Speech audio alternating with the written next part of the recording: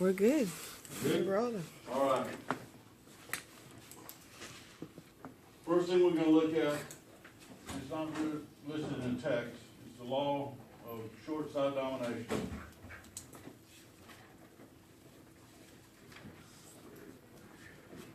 And what the law of short side domination tells us is the first curve intercepted by the price level will dominate. So if I draw the supply and demand curve, the basic supply and demand curve, positive supply curve, negative demand curve, we'll have a well-defined equilibrium. Price and quantity. If, for some reason, the price is high, and we go across and intersect each curve, there's our quantity supplied, and here's our quantity demanded.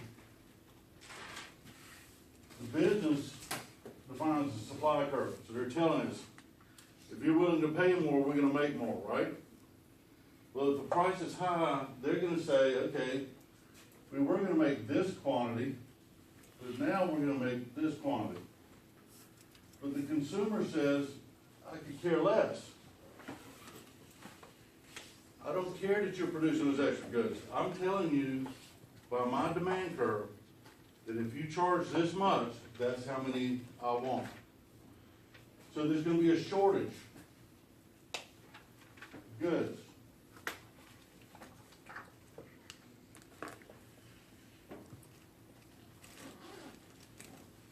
In the marketplace. This is the point that will dominate. We'll also have external pressures, or market forces, or invisible hand, trying to drive this price back down to where? The equilibrium. Right down to the equilibrium. These are market forces, or what I call the invisible hand.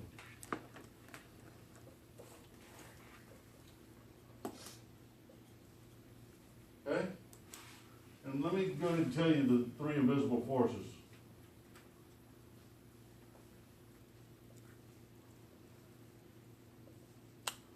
We have the invisible hand. On the right hand, which is market forces.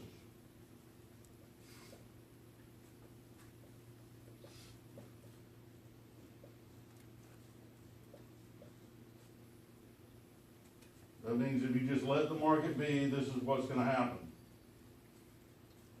There's the handshake.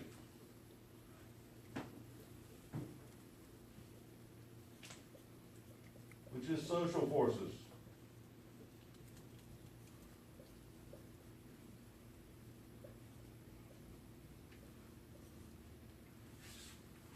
Your neighbor is having a party and they say, we're not going to invite you this weekend because you got too crazy last weekend. They're using social forces to modify your behavior. They didn't say you did anything illegal. They're just saying, we don't accept what you did, and there's punishments for it. So there's social punishment. And then the last one is the foot. The foot is regulatory.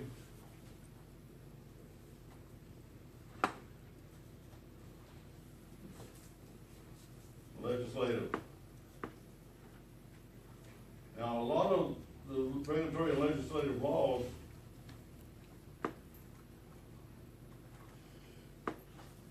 social forces. The regulatory and legislative laws a lot of them come from social forces. Like in New York City, you can't sit on the stairway going down to the subway. Because evidently some people got hurt. They went after all the politicians and told them, that needs to be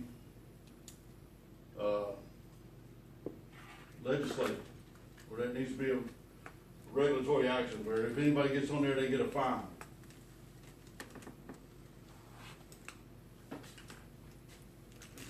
These are the invisible forces. But in this case, the one we're looking at primarily is the hand, or social forces. And it's always gonna try to bring that price back to equilibrium. Now, yes, sir, What's that last word right there before regulatory? regulatory Foot. foot. Oh, thank you. Now, if I take it the other way,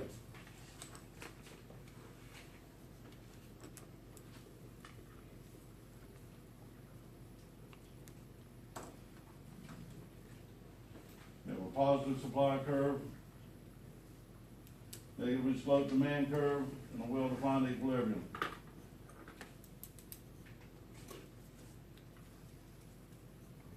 Our price of equilibrium and our quantity equilibrium. If we have a situation where the price is low, for whatever reason, which curve is intersected first? Supply or demand? Supply. Supply. Who defines the supply curve? The business. The business. So that's gonna be quantity supplied, this will be quantity demand. Now, the consumers, they want a lot of those products at that price. But what is the supplier saying? Not enough. Not enough. So we're gonna end up with a shortage of, a surplus. Did I mess that up? I may have messed that up. Yeah, I thought that was a surplus. Yeah, that's a surplus. And then that's a shortage. Why didn't you raise your hand? I know. It's early. Confused me. My brain is still working on the first cup of coffee. This is a shortage of goods.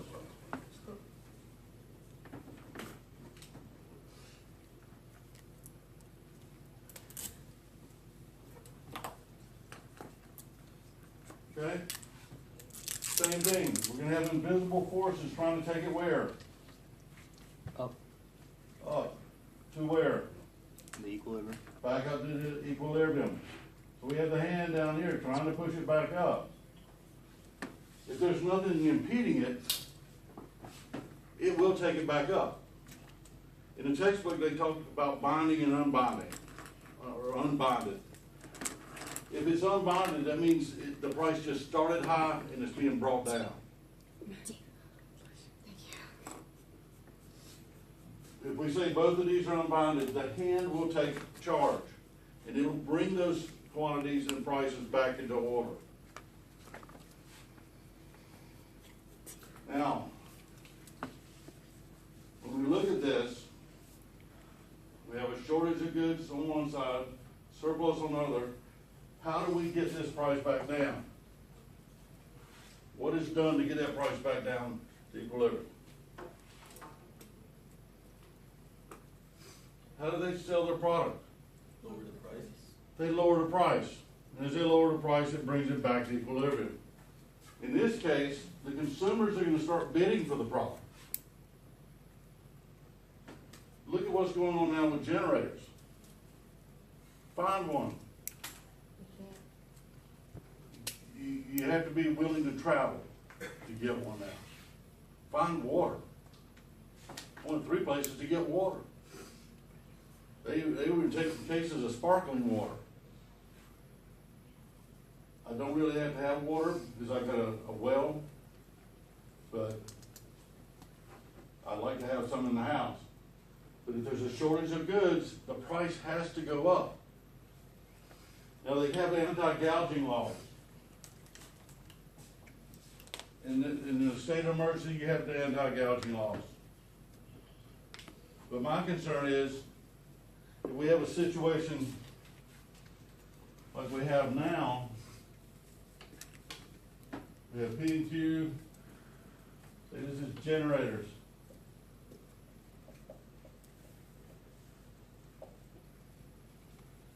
We have supply and demand. We have a downward sloping demand curve. We have a fairly inelastic supply curve. We have a well-defined equilibrium.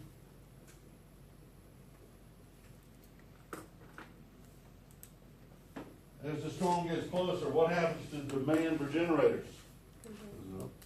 It goes up. Now, if it goes up into here, that means our pricing should have done what? Increased. Increase as well. Because there has to be incentive for somebody to package up a truckload of generators and send them here. So the price goes up to that point. If there's anti-gouging laws, and this goes up by 100%, now the state may get involved and say, you were gouging. Now you have to prove that it costs that much to get them over here. But the state could set say it's a 50%, that 50% runs right here. Now the business will supply to this point. But the consumers want it there. So there's still gonna be a shortage of goods. There'll be a shortage of goods right here. Because they're not gonna bring them over for that price. When the whole of Smithfield flooded all around and you couldn't get around, getting ice to the areas that had become islands was difficult. And a lot of people wanted to take the risk of going across and delivering ice. But if you allowed me to charge $10 a bag, I'll get the boat out there. And I'll haul ice all day long. But if I'm hit for anti-gouging, then there's a problem. If you let the free market take over, they will get the price to equilibrium. And you'll continue to have supply of goods coming in. So I'm against any government mandated price control. Now, you as a consumer can do more damage to a company that gouges than the government can. There was a service station restaurant here in Fran, they charged,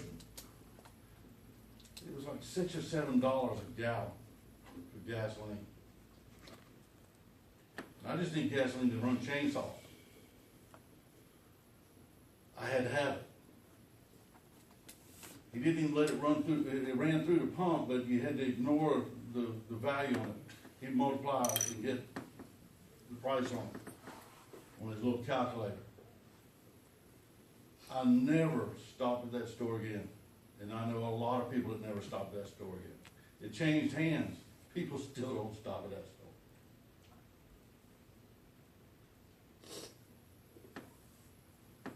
The community can deal with somebody like that.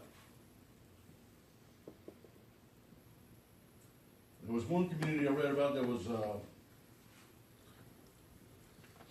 there were two restaurants. One had been there a long time and one had just opened up. And the one that had been there for a long time started doubling the prices of all their meals. Because they wanted to make money on the storm. The community never forgave them. Another business just starting up was giving away free soup and sandwiches. And they're still here. Consumers can do a lot of damage to somebody that goes out of line. But if you want the product there, you gotta let the market set the price. Any question about these two?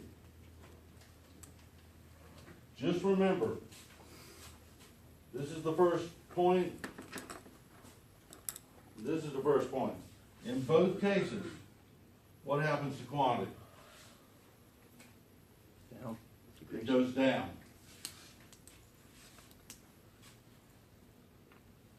So any government price control or anything that sticks those prices at a certain point is going to have a negative impact on quantity.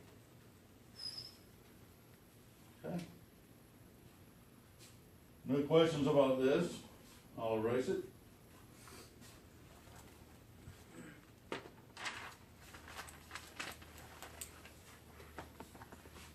The next thing we're going to talk about, I want to talk about the price control.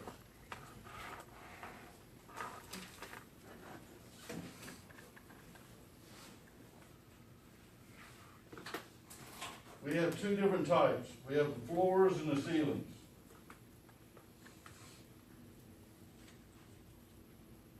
When we look at the price floors, they hold support prices. You have a price ceiling, it holds prices down. So let's look at a price ceiling.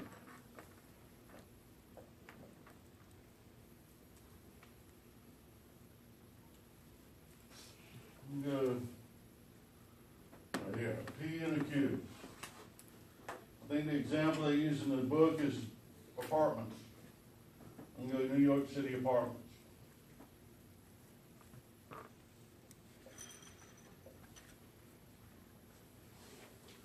With the New York City apartments, there's a demand curve,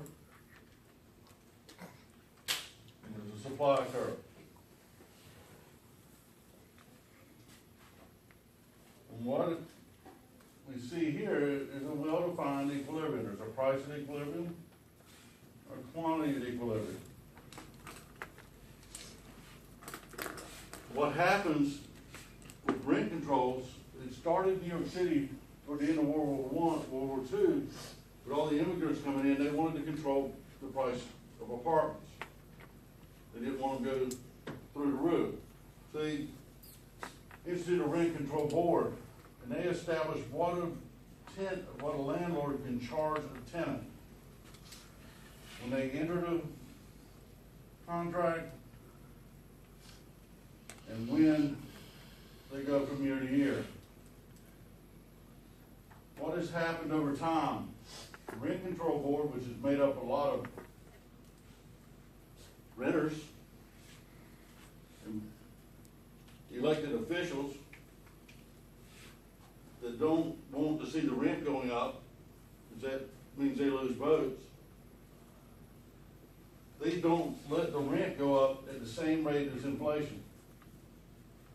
And what has occurred is we now have a shortage of goods. We have a shortage of apartments in New York City. Because this is what they're willing to supply, even though this is what the consumer is wanting out of that price. So what happens to the number of rental units in New York City? Is anybody building new facilities? No. Why? Are they going to get locked in here?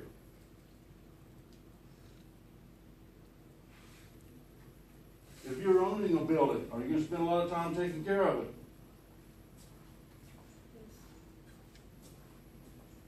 I wouldn't. It wouldn't meet the minimum standards, and then that'd be it. Because what happened to the price of the plumber? Did the price of plumber go up or down over a period of 10, 20, 30 years? Up. Taxes, Up. trash service, electricity, all those prices went up, but we were not able to adjust accordingly.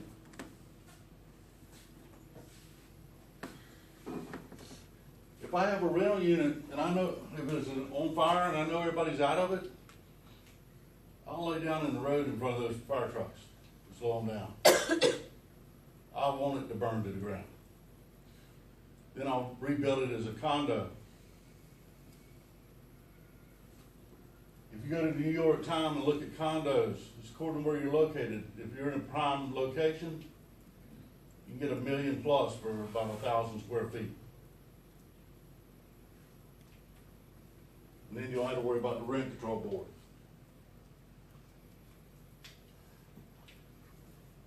The rent controls have been in place for over, going on 70 years, 65 years.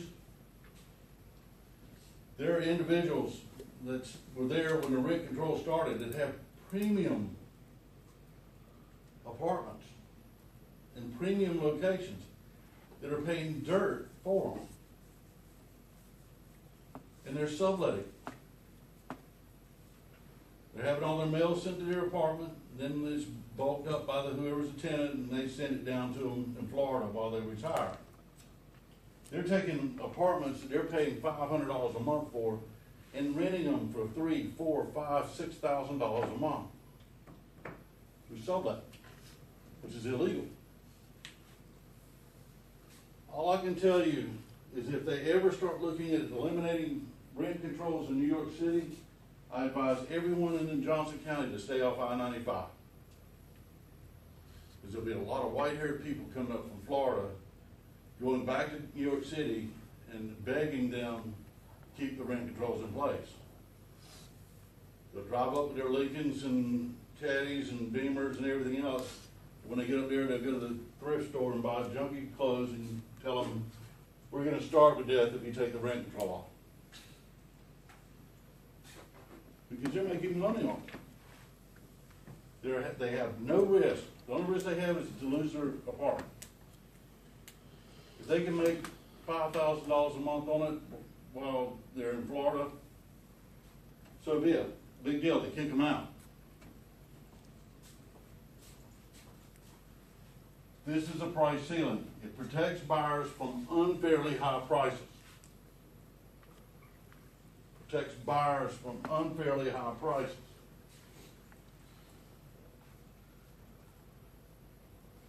Now, there's several cities that have rent control boards. The Economist. I think they need to be eliminated. If you want quality apartments in New York City, you're going to have to eliminate the rent control board. You'd be better off subsidizing rent than doing this. Right now, nobody wants to build anything. Let's go to the price floor. And I want to do an informal survey. You need somebody with a calculator keeping the numbers. Who's got a calculator? I do. Keep up with all the numbers. I want to know what percentage of American workforce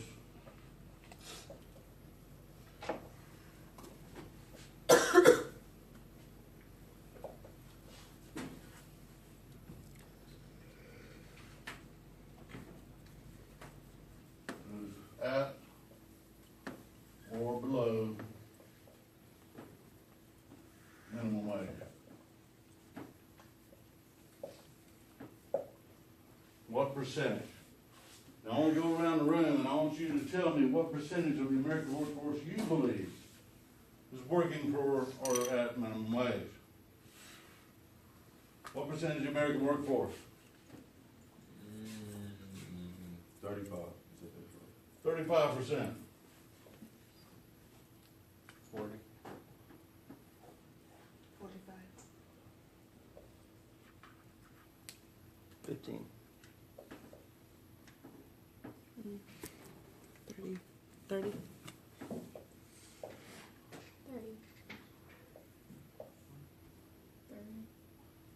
We don't have to all say 30, but that's okay. 25. 25, okay. 20. 20? 20.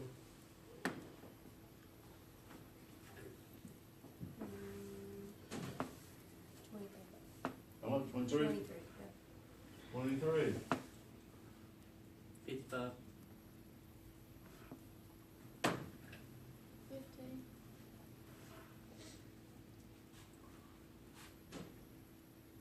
Gentleman behind you. What percentage of American workforce works at minimum wage?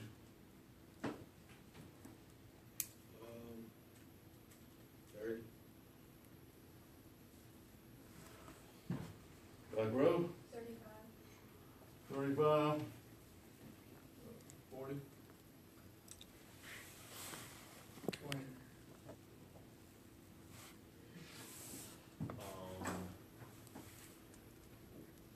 Like around 35. 35. What's the total? Uh, Oh. Uh-huh.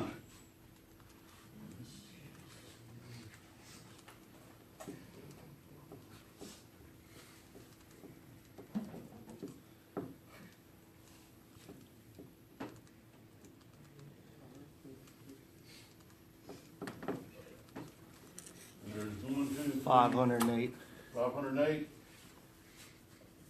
Divided by number of people in the room. 1, 2, 3, 4, 5, 6, 7, 17. 30%. Well, 29.8. This is lower than normal classes I have, but you're still wrong. Why do you think it's that high? Because we're all poor. No, I'm just kidding. I don't know. Well, it may be. There many younger Just kids kidding, at college why? who have worked for minimum wage. Yeah, and that's their last job experience is minimum wage. Who works for minimum wage? Younger people. It's not always younger people. Inexperienced. Most cases it is. Inexperienced people, like you said. Inexperienced. Let's just call them what they are. If we look at workers,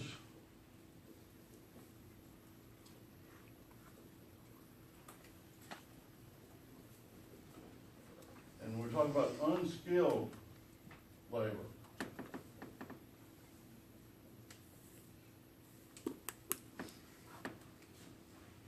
They're getting this first job to acquire skills. We got part-time students, people working part-time, senior citizens in there at Walmart as greeters.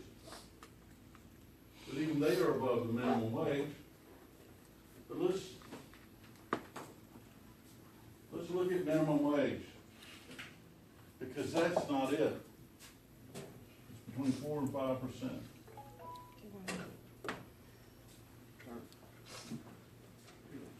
We see all the protests. $15 an hour. We got people starving to death. When you look at the total percentage of working 4 to 5% at minimum wage, that means everybody else is above it. Now, if you dropped out of high school, or a female with a child, according to the Bureau of Labor Statistics, you're in trouble. So let's say this is the supply of labor.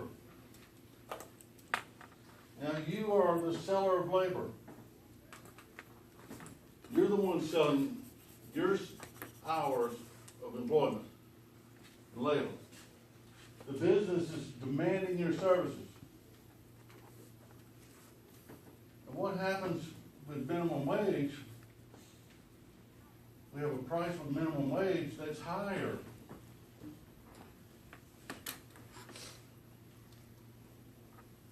Than the equilibrium. Which curve is going to dominate? First one. On The the first one, which is what? The Supply demand. and supply. Now remember, this is the business now. You are the seller of labor. You are the business. You've reversed roles. The business says, I don't care how many of you want jobs at that. I'm only going to hire this. Period. I heard an individual, CEO of a tech firm, he said, increased minimum wages are the best friends to advances in technology. In Seattle, where they went to $15 an hour, when you go into McDonald's, you don't see a person there. Kiosk. You got a kiosk. What happened to those individuals acquiring the skills of being honest, showing up on time? Fired. They go away. And when you already have a turnover rate that's higher than just about any other industry in the world, if you can eliminate that retraining and over again, it's profitable to you to substitute artificial intelligence.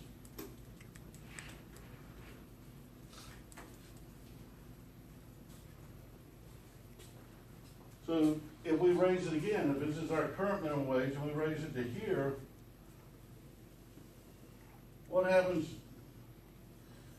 People want it at $15 an hour, let's say it's 15, but this is what the business says. They say, no, thank you.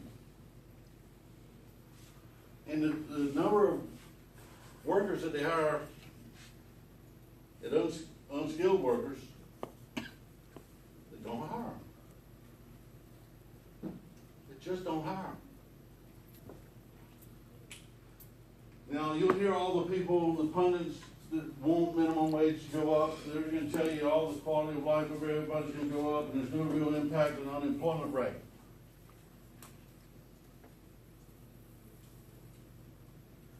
But when you're only looking at 4 to 5% of the population, you know, you're not gonna see a big increase or decrease in unemployment rate. You'll see the unemployment rate for younger individuals go up, but the upper levels, it's not gonna change. And it's like if you're coming to college to be a student, and you have to complete orientation to take any classes. If you fail orientation 3 times, what are you gonna do? You're gonna give up.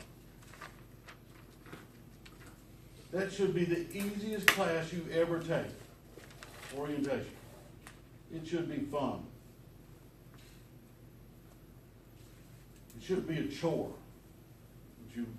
That I gotta do this week, orientation should be, get you on campus, introduce you to the campus, make you enjoy being on campus. It shouldn't be the class that kicks everybody out. Any questions about minimum wage? I think in the book, it's like 96% of the economists agree that this raising the minimum wage will hurt the employment of unskilled workers.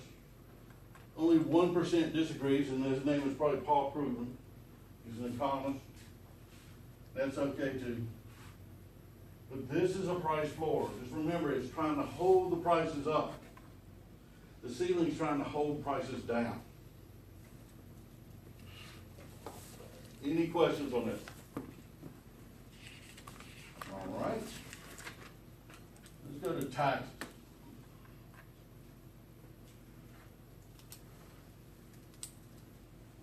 We have to understand where the taxes come out. If there's a tax on a product and it's applied to the purchase of the product, we as consumers just see it as an increase in the price. So let's say I have a supply and demand curve that looks like this.